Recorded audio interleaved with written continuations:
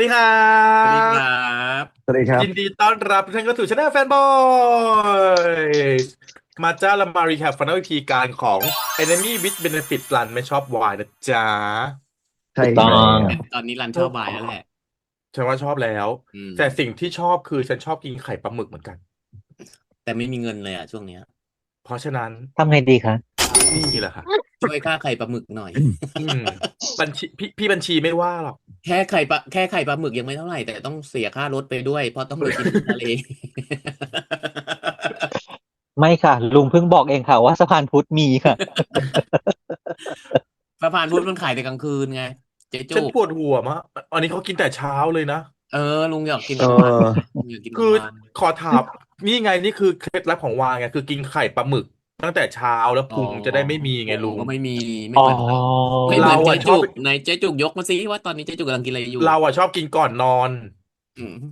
ไม่มีเพราะว่ากินเพราะว่าเอาหมดแล้ว กินหมดไปแล้วกินหมดแล้ว เพราะฉะนั้นหลังจากนี้ถ้าใครแบบเอ้ยจะกินไข่ปลาหมึกแล้วรู้สึกผิดให้ไปกินตอนเช้า อืม เราต้องไปกินที่ทะเลด้วยริมทะเลแต่อย่าถูก กินเยอะมากนะเพราะคอเลสเตอรอลเยอะ เดี๋ยวจ้า ก็คือผออย่าลงมขึ้แต่ว่านขึ้นลงลงไขมันอุดตันเขาเรียกอะไรนะคออ๋อเลสเตอรอลอุดตันนี่ไงที่นางขึ้นลงๆเพราะทำให้กินชาไข่มุกฮอร์โมนเหรอไม่ค่ะนางไม่เพราะว่านุ่มนิ่มนางไม่ค่อยขึ้นลงเห็นไหมนางดีตลอดเวลาเพราะนางกินชานมไข่มุกไง นางไม่ได้กินไม่ได้กิน ป้าเพราะว่าโดนขโมย ขโมย นางเลยดินางเลยเป็นแบบนั้นนางเลยทำตัวเลขผิดตัวเลขถูกเพราะว่าไม่ได้กินไงไม่ป้าและตอนแรกอ่ะฉันคาดเดาว่าในห้องรันต้องมีผีอะไรสักอย่างแน่เลย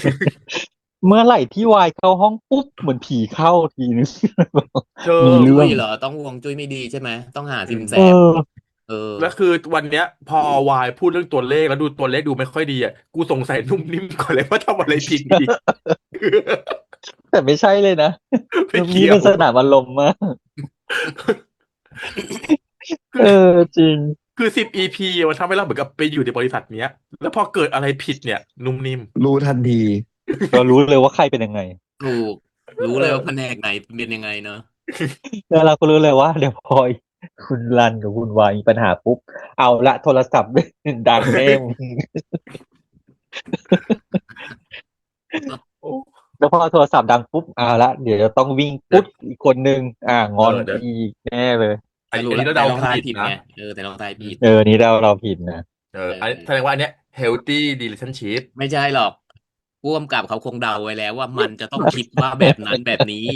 อืมดัดหลังไปอีกงี้ เออแล้วโทษทีนะคุณวายเนี่ยวันหลังก็บอกหน่อยว่าไปแค่3 เดือน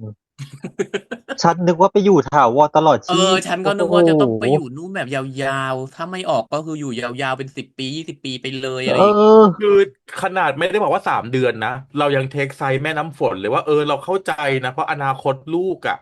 แล้วพอรู้ว่า3 เดือนปุ๊บกูตึงกว่าพี่น้ำฝนอีกถ้ากูเป็นแม่อะโอ้โหขึ้นเห็นจากขึ้นรีแอปีดขึ้นคชั่นมาถึงนี้ไหม่ล่ะเห็นจากรีแอคชั่นไหมล่ะอืไม่มหรือจริงๆนางก็ไม่ได้บอกแม่หรือเปล่าว่าแค่3 เดือน บอกยิ่งโดนด่าสิลุเออ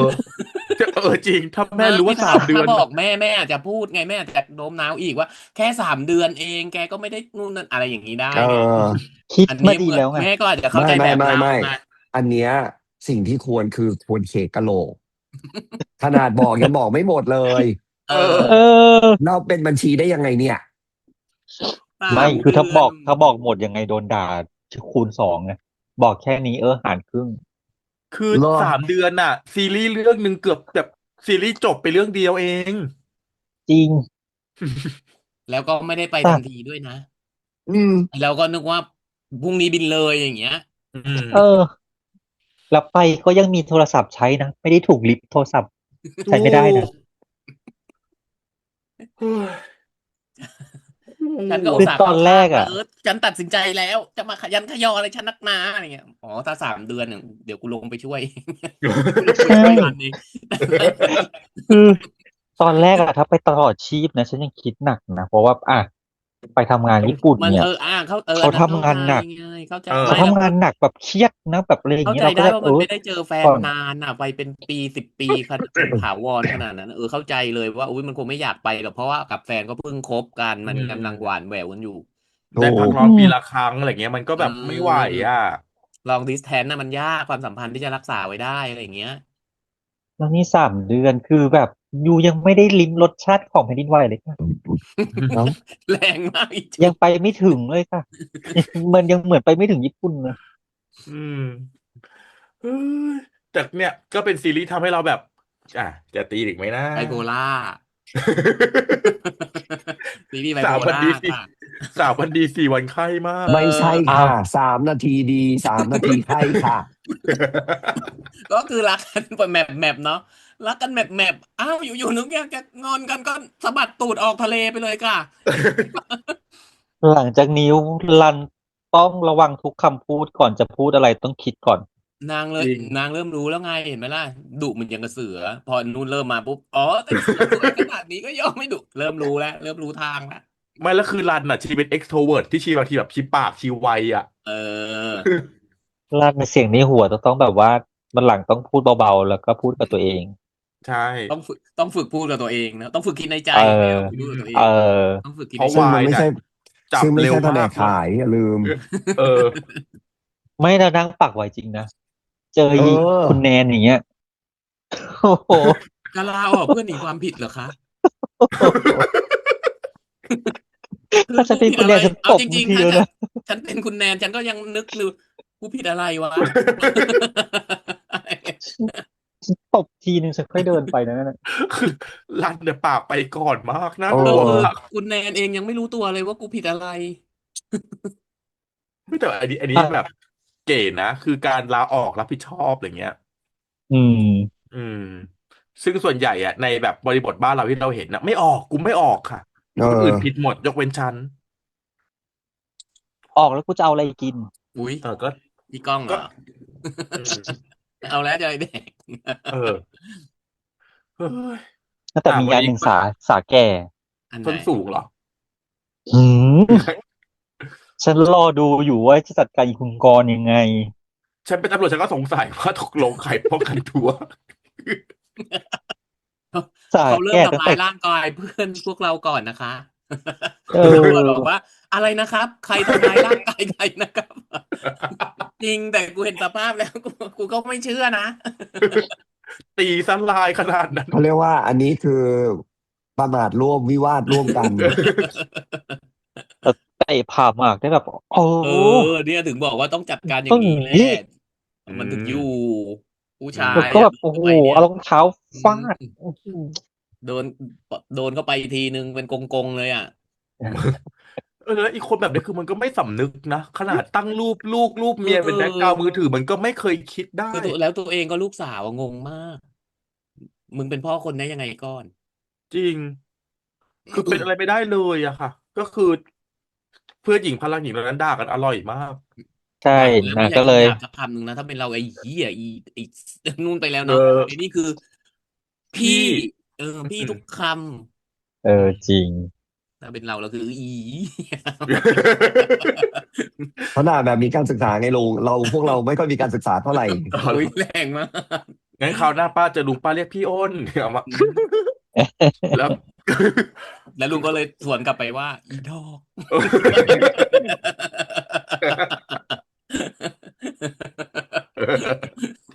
ก็คือ ลุงก็จะ ทำตัวไม่ ตอบ ถูกแล้วนะบ้า ถูก ลุงก็สวนแบบว่า พูดแบบนี้หนีความผิดอะไรป่ะ แต่ว่าแต่พอเป็นบทที่ไอเนี่ยมาเจอภรรยาของคุณของอีพี่กรณ์ก็ดีนะ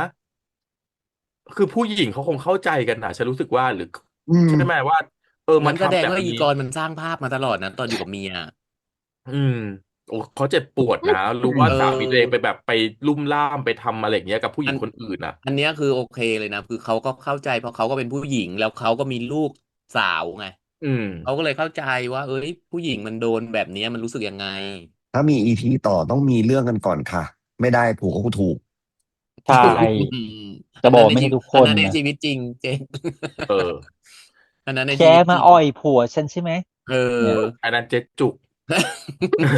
ใช่ เพราะว่าเจ๊จุกอะเห็นเราต้องผู้ชายเป็นใหญ่ เราต้องเข้าข้างผู้ชายก่อน นั่นไงเห็นไหมล่ะ นั่นแหละดูไว้นะคะทุกคน อีนี่ค่ะ เหมือนกับเหมือนกับอีกคู่หนึ่งไงคุยังไงณทนายมาแบบวายเท่โอ้โหเท่ขนาดนั้นเห็นก็ต้องเข้าข้างก่อนเลยรสเนาะสรุปแล้วชื่อชีสเนยเหรอชีชีส สขนมปังชีสเนไม่ยสรุปแล้วคือน้องมิมอ่ะชื่อชีสชื่อและอีจุกชีสค่ะอ่ะฝังหัวฉันมาตลอดว่าชื่อเนย อืม ฉันก็ไปได้ยินชื่อเรื่องมาแล้วก็น่าจะหมีเนยสักอย่างเลยก็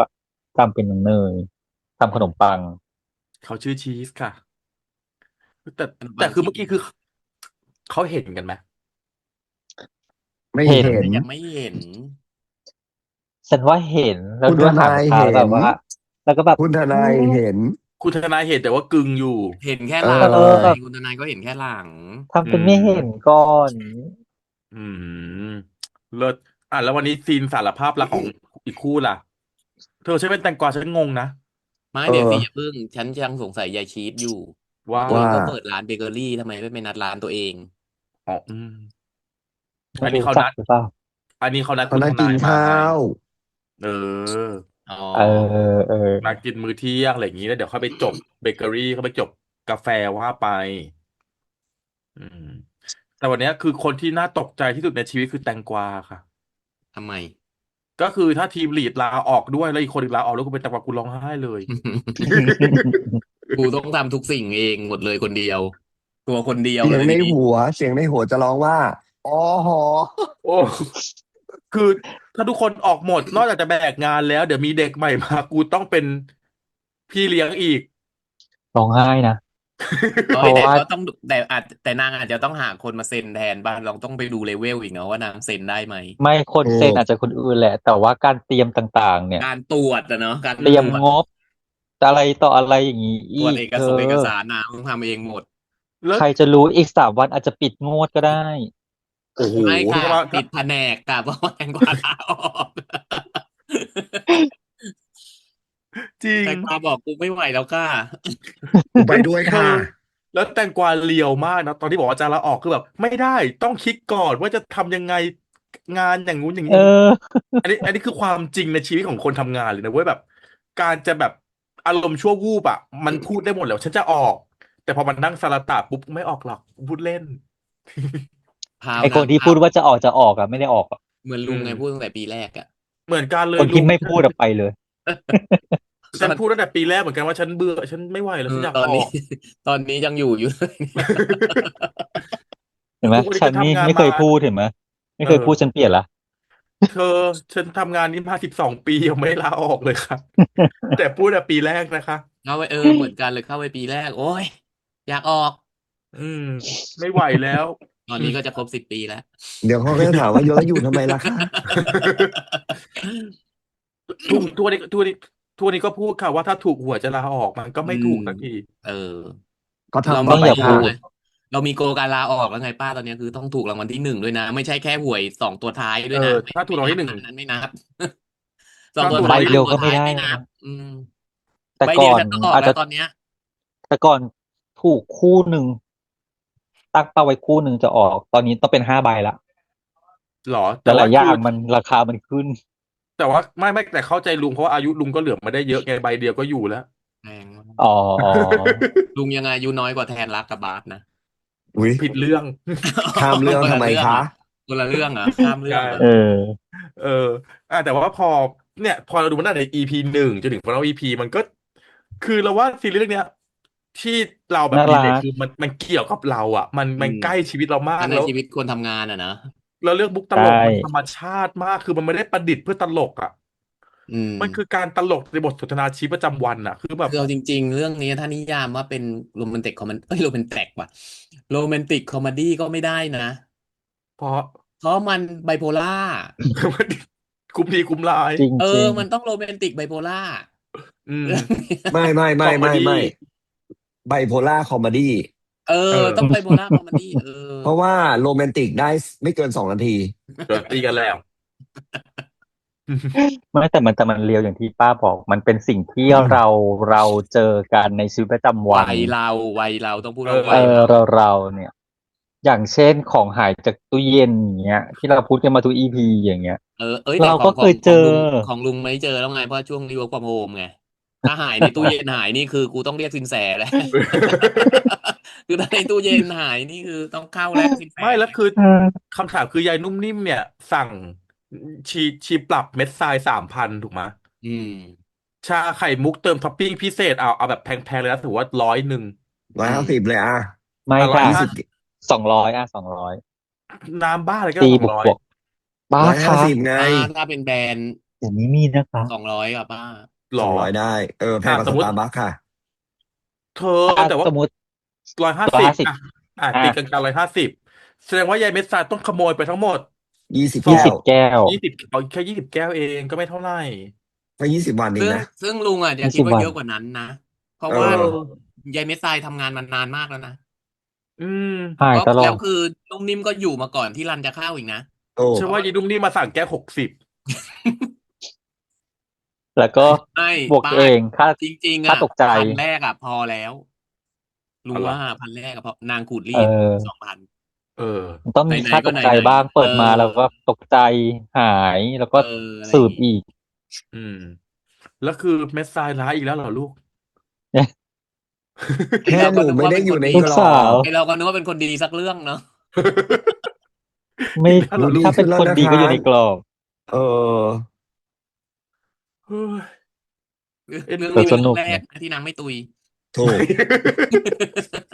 เหมือนเรื่องแรกมีที่นางมีไม่ตุยเรื่องที่สอในงเรื่องที่สองระยะหลังเรื่องๆมาเรื่องที่เป็นนางเอกไงไม่ตุย อ๋อใช่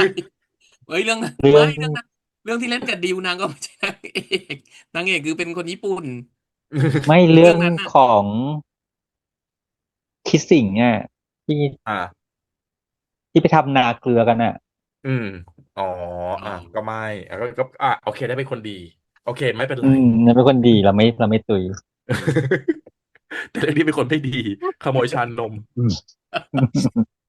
ประแต่เจ เด็นคือขโมยชานม งงขโมยมากอะไรไม่รู้เนาะอุตส่าห์โกงบริษัทไปได้ตั้งเยอะแต่ไม่ซื้อชานมกินเองอ่ะเออเอาเงินไปทำไมถ้างั้นโกงไม่เงินแต่ว่ามีก็ไม่ทำไมเรื่องหนึ่งที่ค้างคาฉันอยู่นะว่าคือนางท้องเสียหรือเปล่าก็มันก็ไม่เห็นเสียบริเพราะมีเสียนี่ษัทไงไม่วันนั้นเสียหลายคนไงใช่แต่นางน่าไม่ได้จะเป็นหนึ่งถ่ายให้ในนั้นเห็นไงเพราะว่าเออไม่เพราะว่าพี่อะไรนะพี่จันพี่จันทราจันทราก็ทเสียด้วย ทำไอ้อะไรนะกล้วยขนมบดชีมาแจกไงก็บัญชี ก็เข้าห้องน้ำกันทั้งหมดรวมทั้งนางด้วยไงวันนั้นน่าจะรวมด้วยแหละมีไหม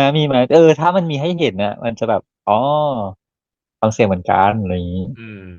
เฮ้ยแต่พี่จันทราก็นะแต่ฉันชอบบทเอชอาร์นะที่แบบว่าจะดูแลจนแบบอืทั้งร่างกายมจิตใจอย่างอืมเงี้ยเออ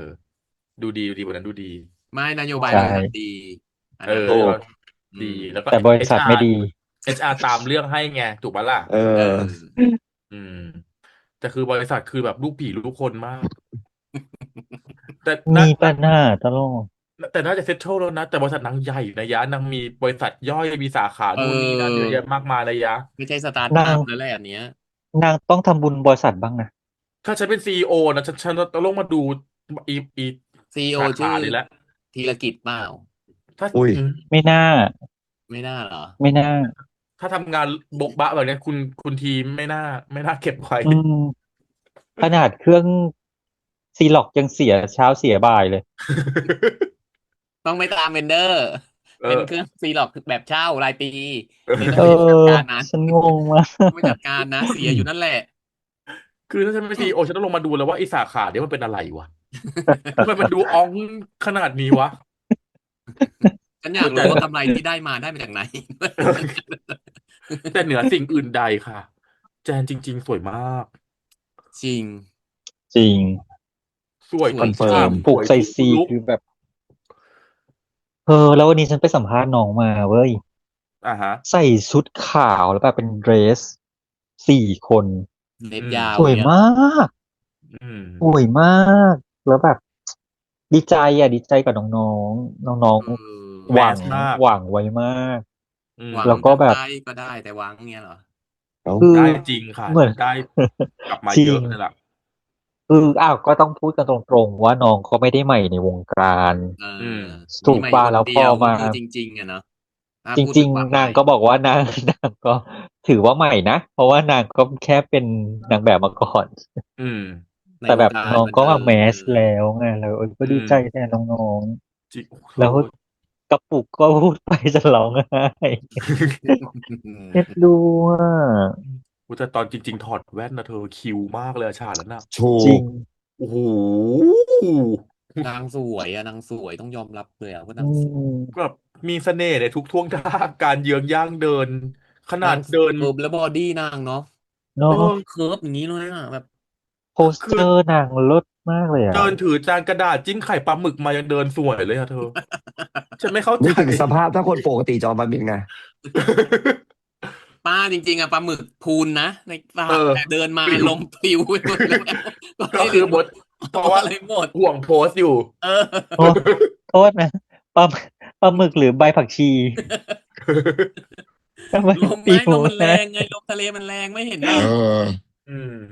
ใส่จานกระดาษแบนเล็บอย่างนั้นมา โอ้หมดนู่นไปได้กินเดินได้ตลอดทางเลย อืม ไข่ป ก็ ลาหมึ โอ้ ก โฮ ข้าวโพดป๊อปคอร์นก็ ไอ้นี่นะ เอ หนูไม่ อ มีหนูไม่มีโต๊ะเหรอลูก หนูถึงเอาต้องไปวางตรงนั้น ให้รู้ว่า Flat Tummy เข้าใจ flat เปล่า ไง เออ ใช่ Flat ให้รู้ว่า Tummy วางจานป๊อปคอร์นยังไม่ร่วงใช่ไหม เออ ลองวาง หน้า พว ท้ ก อง เราดูสิ อย่างนี้เลยค่ะตรงนั้น เอ แล้วคือ อ ป๊อปคอร์นถ้วยนั้นน่ะค่ะ เอามาโชว์ค่ะ ไม่ได้เอามากิน อืม ใช่ อืม ถ้าเป็นเราเหรอ เรานั่งจก เรียบร้อยแล้วค่ะ พุงมันวางไม่ได้ไง ก็ต้องเลยเอาป๊อปคอร์นเข้าไปเก็บในพุง แทน เออ คือก็เป็นอีกซีรีส์เรื่องหนึ่งที่แบบต่อให้ซีรีส์จบไปแล้ว ฉันก็ยังคงเป็นห่วงตัวละครอยู่ เป็นห่วงอนาคต พูดตรงๆค่ะ เราส่งตัวละครกลับนิยายแล้ว แต่ฉันยังเป็นห่วงอยู่ ว่าเขาจะใช้ชีวิตกันอย่างไร อืม ทีมลีด อ่ะ ท่า แต่ นห ว่า นึ่ง อืม โดยมวลรวมแล้วแฮปปี้ แฮปปี้ เออ สนุก เป็นซีรีส์ที่ส ส นุก นุก เลยแห ส ละ นุก แล้วก็ประสบการณ์ร่วมค่อนข้างเยอะ เยอะ และจะ เย อิน อะ มัน มาก เหมือนเรื่องแรกของ Snap ด้วยไหมนะที่เป็นคอมเมดี้เนี่ย ใช่ปะ ก็มี ใช่เรื่องแรก